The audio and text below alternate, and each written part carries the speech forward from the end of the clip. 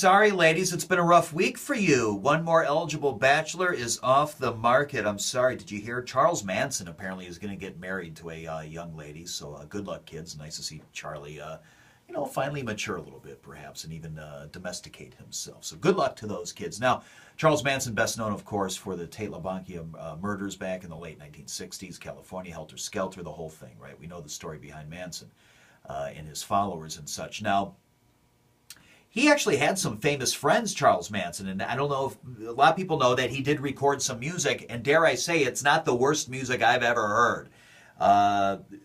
It's not too bad, but he had famous friends, including Dennis Wilson, who was the drummer for the Beach Boys. Here's a story that I don't know if you're aware of.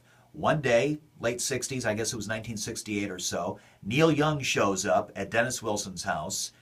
There's some weird girls who are hanging out there, very detached and stuff, and he's hanging out there, they're talking. Some guy walks in, grabs Neil Young's guitar, starts playing some music. Neil's a little impressed. He asks him, he goes, "Hey, do you have yourself a recording contract? Are you recording?" The guy said, "No, I'm not," or whatever. "Hey, my name's Charles Manson. Nice to meet you, Neil Young." Neil went to Reprise Records, told the head of the record label there about Charles Manson, and they did not take him or whatever like that. Shortly afterwards, of course, Manson then directed his followers to murder those innocent people, and we know the rest of the story there. Neil Young said that perhaps his life was saved because he ultimately gave Charles Manson a motorcycle, and so Charlie always had a soft side for Neil Young.